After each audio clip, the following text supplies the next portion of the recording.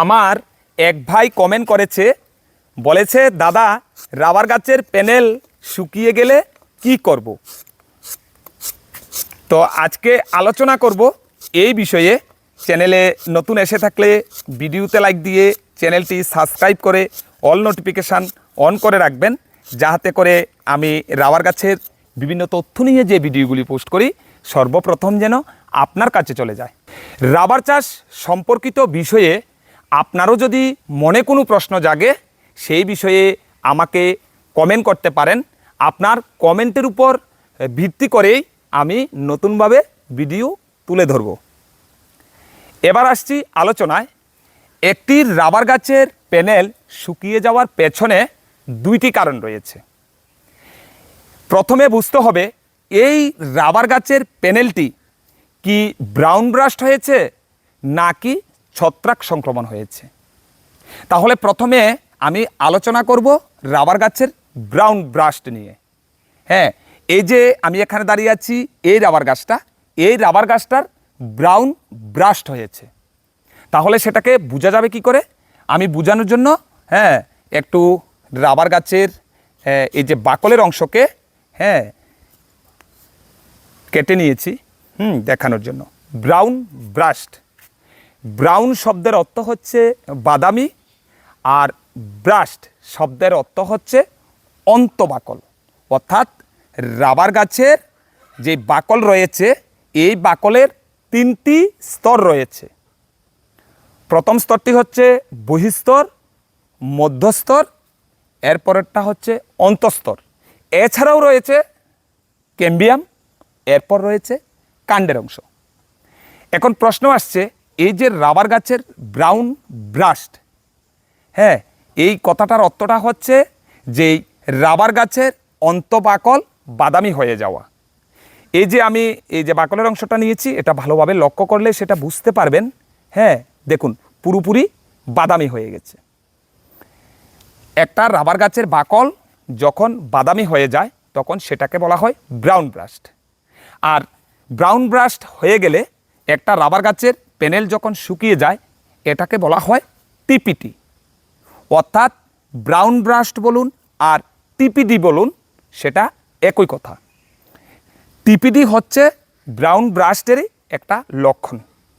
একটা রাবার গাছে যখন ব্রাউন ব্রাস্ট হয় কিংবা একটা রাবার গাছের যখন টিপিডি হয় কিংবা একটা রাবার গাছের বাকল যখন শুকিয়ে যায় কিংবা প্যানেল যখন শুকিয়ে যায়, সেটা একই কথা।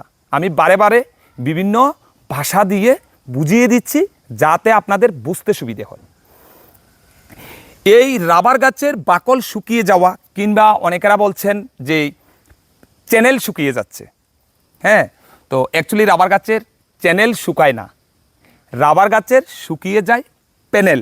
এই যে কাণ্ডের অংশটা রয়েছে এটাকে প্যানেল বলা হয়। তো এই ব্রাউন ব্রাস্ট হওয়ার জন্য দায়ী রয়েছে শুধুমাত্র ট্রেপিং। আমরা যদি রাবার গাছের ভুল ট্রেপিং করি, অর্থাৎ আমরা যদি উপযুক্ত দক্ষতা ছাড়া যদি রাবার গাছের ট্রেপিং করি, সেই ক্ষেত্রে একটা রাবার গাছের প্যানেল শুকিয়ে যায়। তাহলে এই রাবার গাছটার ব্রাউন ব্রাস্ট হয়েছে। তো এই হলো প্রথম যে বিষয় সেটা। আরেকটা কারণে রাবার গাছের প্যানেল শুকিয়ে যেতে পারে, সেটা হচ্ছে রাবার গাছের ছত্রাক সংক্রমণ। চলুন একটু সামনের দিকে এগিয়ে যাই। সেখানে একটি রাবার গাছ রয়েছে, এই রাবার গাছটি ছত্রাক সংক্রমণ হয়েছে। চলুন, এই রাবার গাছটি, এই রাবার গাছটি আমি প্রথমে টেপিং করে দেখাচ্ছি। দেখবেন এই রাবার গাছের প্যানেলটাও শুকিয়ে গেছে, একেবারে বাকলের অংশটুকু শক্ত হয়ে গেছে, ল্যাটেক্স একেবারেই আসছে না এবং পুরোপুরি শক্ত হয়ে গেছে।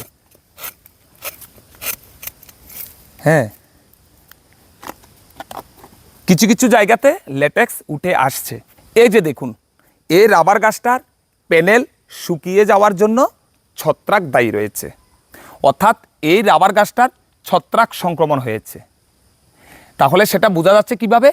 এই যে রাবার গাছের কাণ্ডের মধ্যে অনেক ক্ষতের সৃষ্টি হয়েছে। এই যে দেখুন, এই সকল জায়গা দিয়ে হ্যাঁ, এই যে দেখুন অনেক বড় বড় ক্ষতের সৃষ্টি হয়েছে এবং রাবার গাছের এই যে বাকলের অংশগুলি এগুলি শুকিয়ে খসে পড়ছে, এই যে শুকিয়ে একেবারে খসে পড়ে যাচ্ছে। তাহলে এই রাবার গাছটার ছত্রাক সংক্রমণ হয়েছে। তাহলে রাবার গাছের প্যানেল শুকিয়ে যাওয়ার জন্য দুইটি কারণ রয়েছে। প্রথমত কারণ যেটা সেটা হচ্ছে ব্রাউন ব্রাস্ট, আর দ্বিতীয় কারণ যেটা সেটা হচ্ছে ছত্রাক সংক্রমণ। এবার আসছি, যখনই একটা রাবার গাছের ব্রাউন ব্রাস্ট হবে, অর্থাৎ রাবার গাছের বাকল যখন বাদামি বর্ণের হয়ে যাবে, তখনও কিন্তু একটা রাবার গাছের প্যানেল ড্রাই হয়ে যায়, অর্থাৎ শুকিয়ে যায়। তো সেই ক্ষেত্রে করণীয় পদক্ষেপ হচ্ছে যে এই ব্রাউন ব্রাস্ট হওয়া রাবার গাছটিকে 2 থেকে 6 মাস পর্যন্ত ট্রেপিং থেকে বিরত রাখতে হবে এবং নিয়মিতভাবে বৎসরে 2 বার সার প্রয়োগ করতে হবে।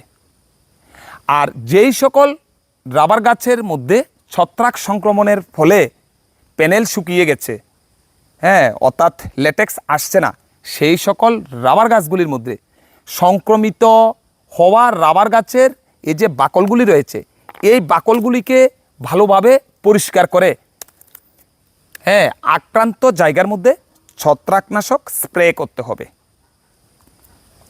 এই যে ছত্রাকনাশক আমি 2-1টা মেডিসিনের নাম বলেও দিচ্ছি।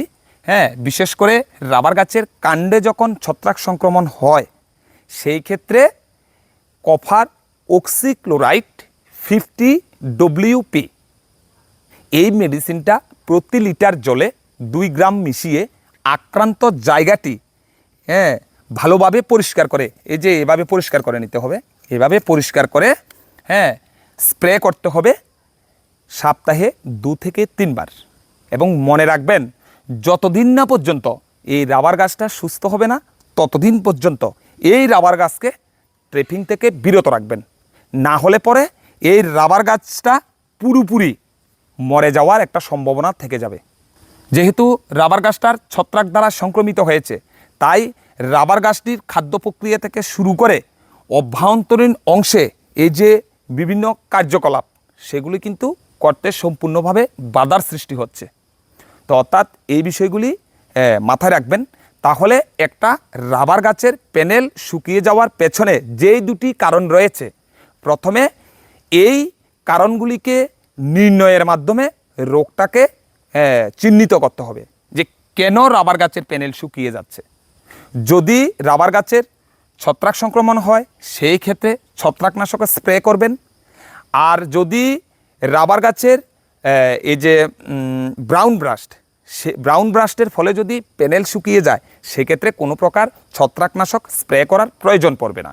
তার জন্য কি করতে হবে, এই ব্রাউন ব্রাস্ট হওয়া রাবার গাছগুলিকে দীর্ঘদিন ধরে টেপিং থেকে বিরত রাখতে হবে এবং বৎসরে 2 বার নিয়মিতভাবে সার প্রয়োগ করতে হবে। তাহলে ধীরে ধীরে সেই রাবার গাছটা সুস্থ হয়ে উঠবে। তো আশা রাখছি বুঝতে পেরেছেন। আজ এখানে বিদায় নিচ্ছি। এতক্ষণ সাথে থাকার জন্য ধন্যবাদ।